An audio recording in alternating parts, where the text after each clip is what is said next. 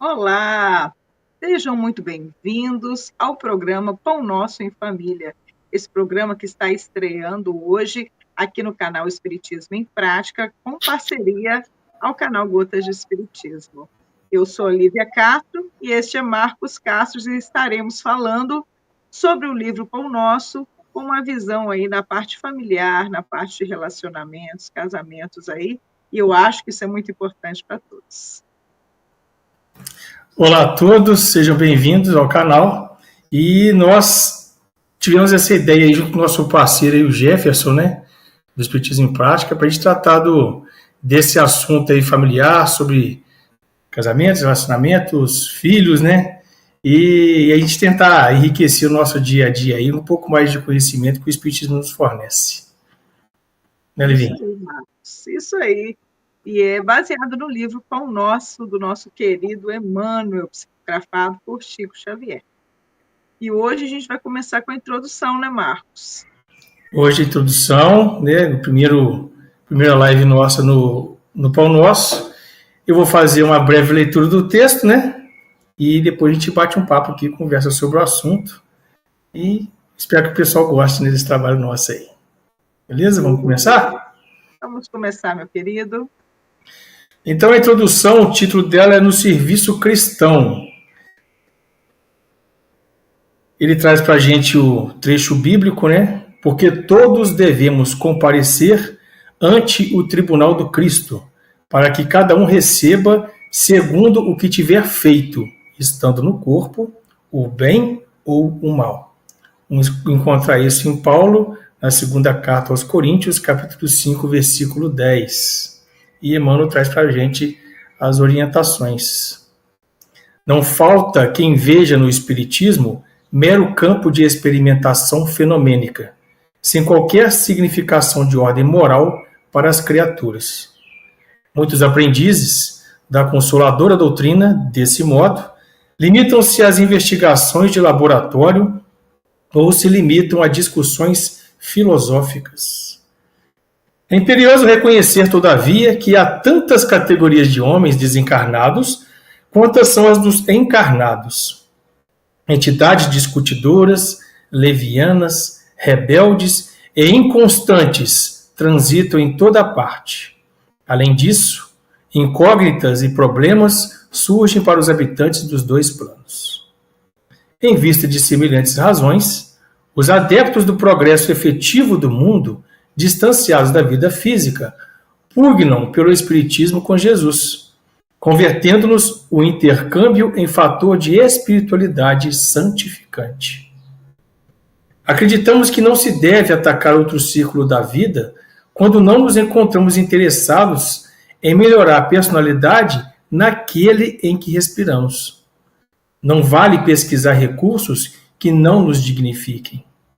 Eis porque, para nós outros, que supomos trazer o coração acordado para a responsabilidade de viver, o Espiritismo não expressa simples convicção de imortalidade. É clima de serviço e edificação. Não adianta guardar a certeza na sobrevivência da alma, além da morte, sem um preparo terrestre na direção da vida espiritual.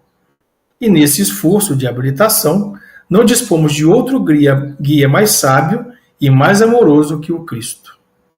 Somente à luz de suas lições sublimes é possível reajustar o caminho, renovar a mente e purificar o coração. Nem tudo que é admirável é divino. Nem tudo o que é grande é respeitável. Nem tudo o que é belo é santo. E nem tudo o que é agradável é útil. O problema não é apenas de saber, é o de reformar-se a cada um para a extensão do bem. Afeiçoemo-nos, pois, ao Evangelho sentido e vivido, compreendendo o imperativo de nossa iluminação interior, porque, segundo a palavra oportuna e sábia do apóstolo, todos devemos comparecer ante o tribunal do Cristo, a fim de recebermos de acordo com o que realizamos, estando no corpo, o bem ou o mal. Esse é o texto que a gente leu hoje sobre a introdução, né? Ele nos traz o tema de No Serviço Cristão.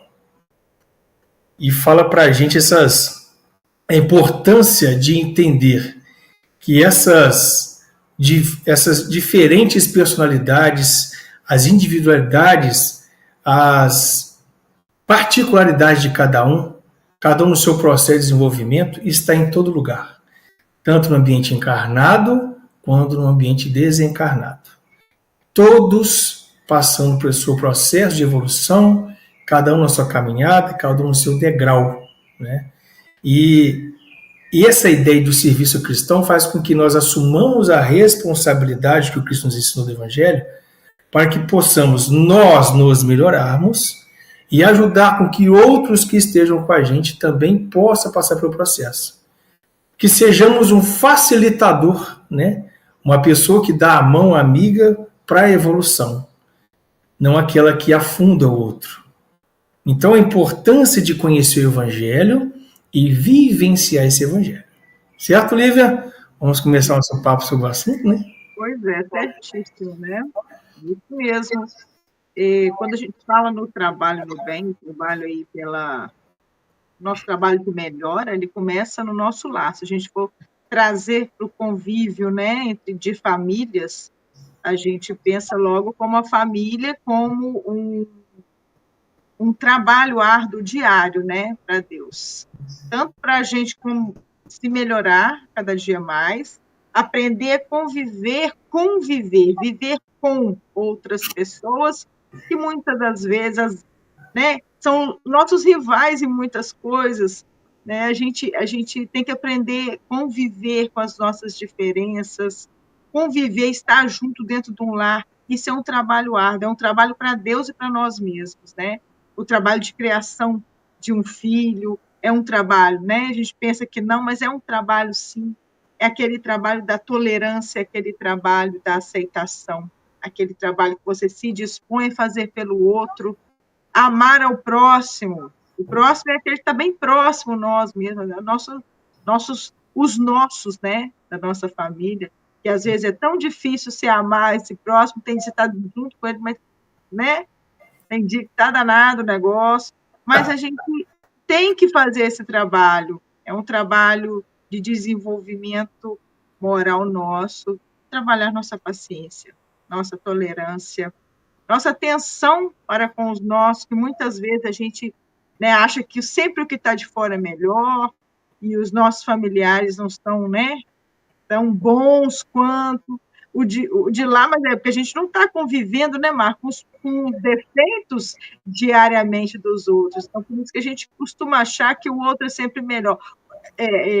Tem aquele ditado, né, que o jardim, a grama do vizinho é sempre mais verde do que a nossa, mas é porque a gente não vivencia dentro do próprio lar, né, junto com essas pessoas. A partir do momento que cai na rotina, a gente sim tem que entender que também nós somos limitados.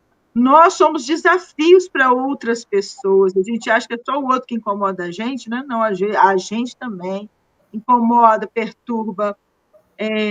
A gente, às vezes, se torna provas difíceis para as outras pessoas.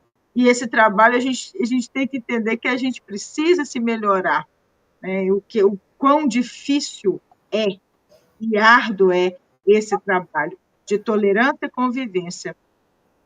E faz parte essa melhoria. Então, quando a gente consegue entender isso dentro do nosso próprio lar, por isso que existe essa instituição família, né? Para que a gente cuide um dos outros, para que esse amor desenvolva ali dentro dessa família e se torne depois uma família universal. A gente começa com pequenos, né? Pequenos grupos, né? Que são nossas famílias, e o futuro é uma família universal onde todos vão se amar. Então, a gente começa esse treinamento, né, Marcos, dentro do nosso próprio lar. E pegando um gancho nessa sua ideia de família espiritual, né, a gente, por vezes, esquece que existem guardiões, espíritos que zelam por nós. Muitos deles que são afins conosco, né, por vezes parentes próximos a nós, às vezes é um avô, um bisavô, algum outro de relação próxima, de relações anteriores que hoje zelam por nós, assim como nós também zelaremos por aqueles que nós amamos, quando desencarnados e pudermos assumir essa missão, né? Então, a nossa família não se constrange somente a esse grupo pequeno que nós nos relacionamos no dia a dia aqui, o pai, a mãe, o irmão somente, mas o filho é maior que isso, o grupo é maior. Então, nós, quando estamos em alguma dificuldade, precisamos do amparo, de uma influência positiva, podemos sim orar que estes entes queridos, nossa família espiritual, nossos mentores e guardiões, estão conosco. Então, tirar a ideia de que família é só isso que está aqui. Família é maior que isso. Entender que nós estamos sendo observados e amparados pelo alto e por pessoas muito queridas por nós. Entender também que nós temos outros irmãozinhos aí que a gente falhou com eles e tudo mais, e eles também tendem, ainda equivocados, a atacar não só nós, como nossos familiares, buscar uma brecha, uma falha, uma briga familiar, um atrito que possa ter havido, e estimular a raiva, estimular a falta do perdão ali, a briga constante, o desequilíbrio, a busca de vícios, né? Então nós somos influenciados das duas formas, pelo plano espiritual, por entes queridos e aqueles que não nos gostam mais, né? E aí a gente tem que trabalhar essa questão. Que por ver esse irmãozinho que está tentando afetar um casal recém-namorados e recém-casados, eles podem estar sofrendo influências negativas, por vezes, estes irmãos que estão lá no erro podem ser convidados a ser os filhos. Ou já está no planejamento anterior ao casal para que eles possam receber esse irmão. E ele é colocado no seio da família e vai virar um filho. Então, de relações anteriores, de convívio comum, de atritos, traições, mortes, né, que possamos ter provocado, e hoje estão na nossa família. Como diz Emmanuel no próprio texto, né, no Serviço Cristão, ele fala que no plano desencarnado e encarnado existem variações de seres, de visão de mundo, de conhecimento, de experiências. Então nós começamos a compreender que nós, com a responsabilidade que temos em família, devemos cuidar de nós próprios, nossa evolução, né, do conhecimento, zelar pelas nossas virtudes, corrigir vícios, não só vícios de matéria, né, de alimentar demais, o cara é o glutão, né, ou um beberrão, viciado em um alcoólatra, ou usuário de droga, não são somente esses vícios, tem vícios de comportamento. Esbarrou no meu dedinho mindinho, eu já estou brigando e a casa está acabando. Então tem coisas que somos muito ainda, vou falar, imaturos nas relações, e temos que trabalhar. E aí nós recebemos pessoas como essas aí para o nosso convívio. Às vezes a mãe e o pai ficam desesperados que o filho é muito diferente, ou muito agressivo, ou tem um temperamento muito forte, voltado para alguma questão específica, e fala, meu Deus, como é que eu vou fazer com esse menino? Eu não aguento mais ele. Aguenta que ele não está à toa aqui, não. A gente está junto para crescer junto e abraçar essa missão e fazer com que esse nosso querido filho possa evoluir, ser uma pessoa de bem e possa sofrer o menos possível. Como diz o Cristo, o fardo é leve. Para quem segue o Cristo, o fardo se torna leve. E por que se torna leve?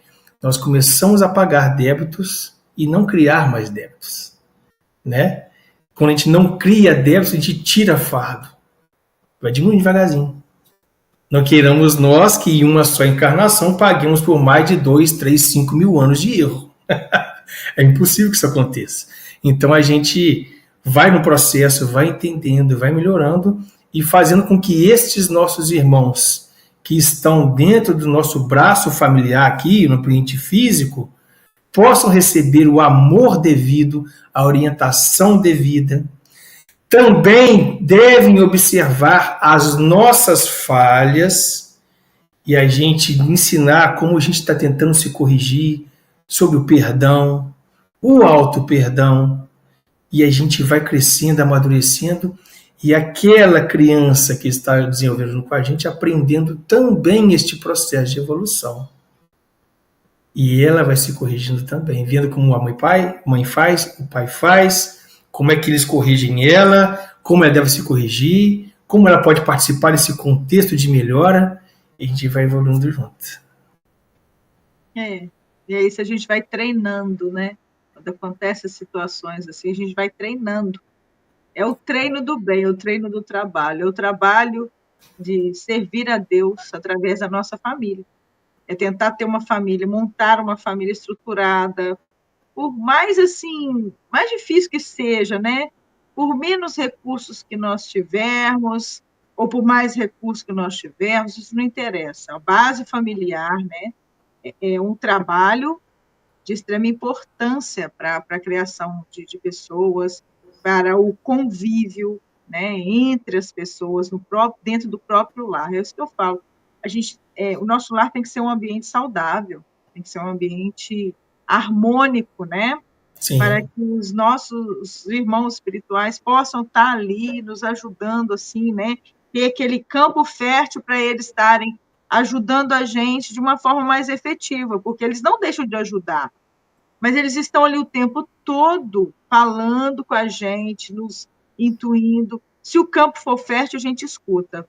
Se o campo não for fértil, for uma casa desestruturada, um ambiente desestruturado, tudo fica mais difícil, né? Até mesmo da gente ouvir. Mas eu acho que esse trabalho, a família como uma instituição, ela tende, né, só a nos fazer crescer, porque o Marcos citou aí o fato, né, da gente receber filhos às vezes difíceis, mas esse receber filhos difíceis está nos treinando ao amor, né, ao perdão. Sim. Muitas das vezes os filhos difíceis, a gente não fala que isso é regra, porque não tem regra, né, dentro do espiritismo. Né? Existem possibilidades, mas não quer dizer que é regra. Mas o fato é o seguinte, vindo filhos difíceis, nos ajudam a treinar o nosso amor, o nosso perdão. Se foi um rival de vidas passadas, essa é a oportunidade que Deus dá, né, misericórdia divina, da gente, né, refazer os laços através da família. Se é um irmão difícil, se é um pai que não combina com a gente, se é um filho que não combina, uma mãe que não liga, né, para os filhos.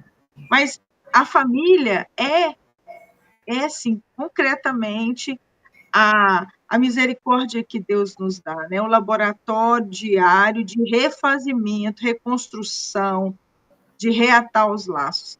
Então, que a gente possa, né, aproveitar estes momentos e refletir, né, como está a minha família?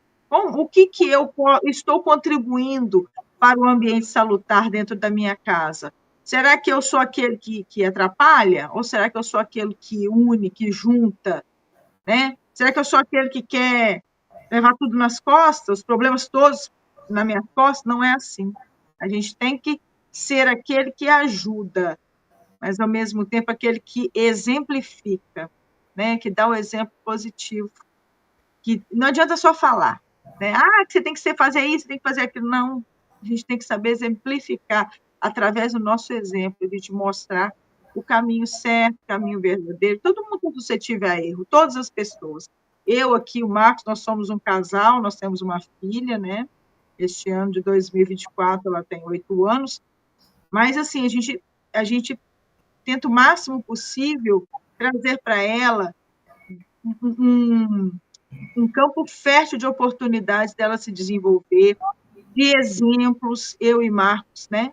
Por mais às vezes que a gente possa divergir determinados assuntos com o casal, todos que somos casados aí, moram juntos, a gente entende que uma vida junto, uma vida a dois, cada um pensa de uma forma, mas é o saber se respeitar. Se eu não concordo com ele, ou ele tem uma opinião contrária à minha, a gente não vai, logicamente, se degladiar em frente a uma criança, né, e para ela ver aquilo dali.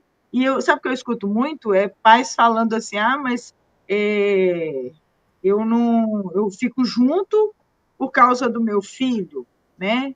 Mas às vezes fica junto dentro de casa uma situação péssima, de briga, de conflito, de falta de respeito, desarmonia, e a criança vivenciando aquilo tudo ali, vendo aquilo tudo ali. É muito agressivo para Então, você. foi agressivo e não é saudável, né? Então, a gente tem que repensar, assim, nas Uhum. nossas atitudes, como que a gente vai lidar no dia a dia, que postura que eu tenho que ter na frente dos meus filhos, não é de qualquer jeito. Pensar, eu sou livre, eu faço o que eu quiser. Não, a partir do momento que você resolveu ter uma família, não é bem assim, né? Nós temos um livre-arbítrio limitado também. A gente tem que ter bom senso. A gente tem que saber que a gente é responsável por aquele filho que eu tenho a ter, né?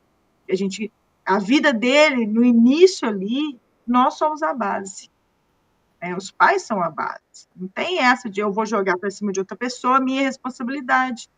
Não, é minha mesmo. Eu tenho que estar ali junto, eu tenho que ensinar, através de quê? Através do exemplo. Então, a gente, como casal, claro que a gente não é perfeito, mas a gente procura o máximo possível a fazer as coisas, né, dar certo. Temos aí a doutrina espírita que tanto nos esclarece, né, dentro de todas as situações. Então, a gente faz o possível. E eu acho que esse realmente é o trabalho. A gente pode errar, mas a gente tenta acertar o tempo todo, que eu acho que isso é mais importante, né, Marcos? Exato, Lívia. Falou tudo.